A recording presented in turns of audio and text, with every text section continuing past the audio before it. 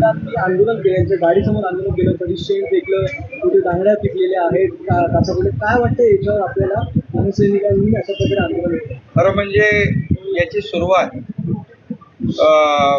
राज ठाकरेंच्या दौऱ्यामध्ये मला वाटतं मराठवाड्यात केली, उबाटाच्या लोकांनी केली. खरं म्हणजे हे आपली संस्कृती नाही, ही आपली परंपरा नाही आहे महाराष्ट्राची. आज त्यांनी सुरुवात केली, राज ठाकरे साहेबांचा ताफा अडवणं, त्याच्यामध्ये काय काय दगडफेक करणं, सुपाऱ्या टाकणं, हे तर कुणालाही आवडलेलं नाही. आणि शेवटी ॲक्शनला रिॲक्शन असते, ॲक्शनला रिॲक्शन असते. ती आज पाहायला इथे लोकांना मिळालं.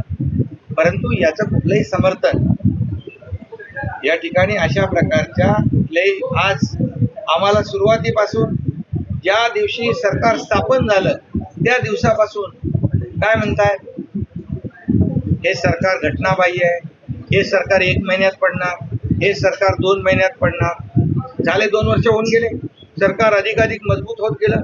कारण आम्ही बाळासाहेबांचे, दिघे साहेबांचे विचार सोडले नाही, आणि विचार सोडले नाहीत म्हणून आज लोक आमच्या सोबत येत आहेत. आणि ज्यांनी विचार सोडले त्यांच्यावर अशी पाळी, अशा याचा सामना करावा लागतोय. ज्यांनी विचार सोडले त्यांना अशा परिस्थितीचा सामना करावा लागतोय.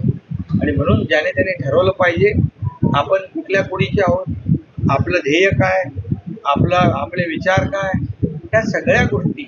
म्हणून सत्तेसाठी कुठलीही कॉम्प्रोमाइज विचारांची आम्ही करणार नाही आणि आम्ही केली नाही. म्हणून शिवसेना वाचवण्यासाठी, धनुष्यबाण वाचवण्यासाठी आम्ही हा निर्णय घेतला आणि लोकांनी त्याला पसंती दिली. आणि म्हणून तुम्ही पाहिलं, आमचं सरकार स्थापन झाल्यानंतर झालेल्या ग्रामपंचायतीच्या निवडणुकीमध्ये हा शिवसेना पक्ष धनुष्यबाणाचा, बाळासाहेबांचा, दिघे साहेबांचा, भाजप नंतर हा 2nd नंबरला होता. आणि लोकसभेत पण आज उभाटा आणि धनुष्यबाण याचा जर आपण स्ट्राईक रेट पाहिला, लोकांची पसंती कुणाला आहे, लोकांनी कुणाला मान्यता दिली आहे मला सांगण्याची आवश्यकता. ठाण्याच्या मतदारांना आश्वासन देण्यात त्यांनी असं देखील विचारलं की दिल्लीतलं सरकार हवंय की महाराष्ट्रातून चालवणारं सरकार? अरे बाबा, आता तुम्ही राजकीय खरं बोलायचं नव्हतं मला, पण ठाण्यातल्या लोकांना बरोबर औषध द्यायला जमतं. लोकसभेमध्ये त्यांनी बरोबर जमाल घोटा दिलाय, तो ठाणेकरांनी पाहिलाय. आणि दिल्लीचं काय आम्हाला सांगताय? दिल्लीचं तुम्ही दिल्लीचे लोक मातोश्रीत यायची, दिल्लीचे लोक मातोश्रीत यायचे. पण आता मातोश्री सोडून, मातोश्रीचं पटांगण सोडून दिल्लीत लोटांगण कोण घालताय ते माहीत आहे आपल्याला. तर मला याच्यावर दिल्लीच्या बाबतीमध्ये कुणी दाखले देण्याची गरज नाही.